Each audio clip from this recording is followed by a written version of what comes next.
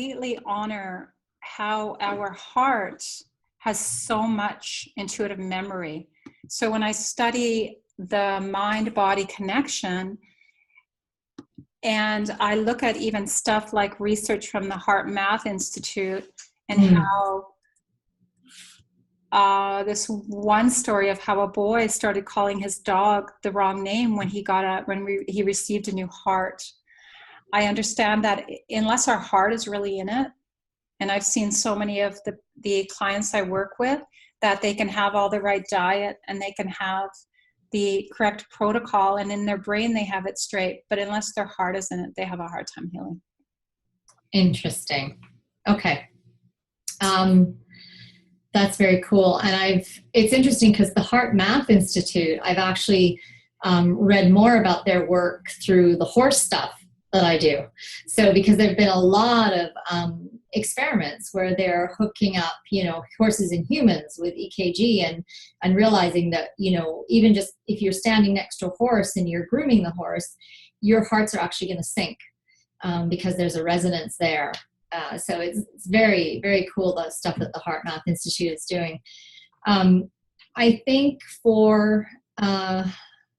what you're talking about there, about if the hearts, you can have, the protocol in your mind and what you need to do, and maybe your gut is telling you this is the way to go, but you just can't implement.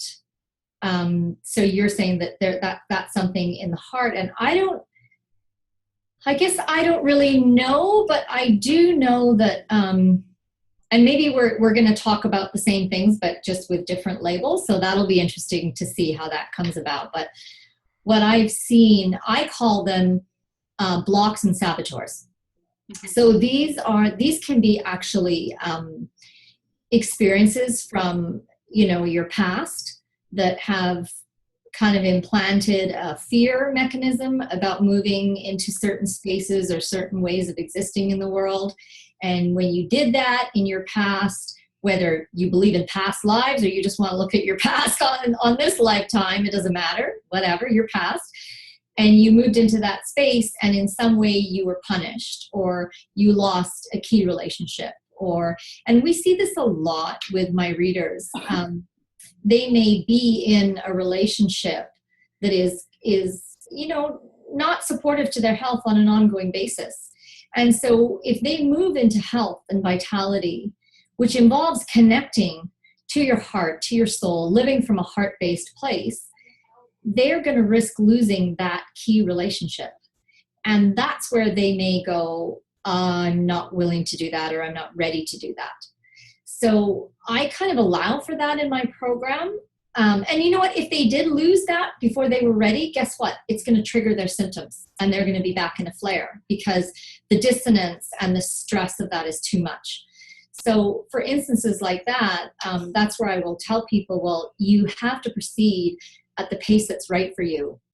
You have to always stay in connection with your heart, with your gut, and just follow that leading and proceed at the pace of change that feels right for you. And people usually, and then again, this is where I can't put my vision and hope onto other people, because for me, my vision and hope is, complete, full healing, where you have a vibrant, wonderful, meaningful life. You have no drugs. You have no, you can do everything that you need to support your body through nature and through, herbal and plant-based medicine and natural, minerals and substances like that. But for someone else, they might say, well, as long as I'm off my drugs and managing the cycle of my illness, so I'm not clear of my illness, but I don't need the drugs and I don't ever have to go back to the hospital, that for them is enough. And for this stage of their life or this lifetime, that's as far as they need or want to go. And so I structure things to let people make that choice and to just go to whatever level or place feels good for them and not have, and for other people it may be, I will stay on this one drug, or I'll use this one drug as a crutch for a flare. And then that can work for a time. Like I've had people who were, completing college, they're in their final semester, maybe they've got 3 months left. And I say, well, actually, if you just want to get through this 3 months, don't start my healing protocol, because to heal, you got to heal everything. And you know that when we go into the things in the heart that we've walled off and we've locked up, your physical symptoms can worsen, because these are things that you just, and you're not, and you know, so there is a toll being taken on the body, but it's maybe not in the outer layers of the body, because you clamped it all down.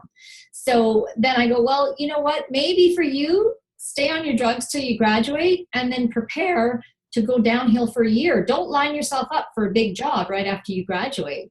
Say, after I graduate, then I'll start healing all these layers of dis-ease and unease that exist within my body, and I'm going to give my body the time and space to do that. So I'm not going to put pressures on myself when I graduate, and that's when I'll give myself the time.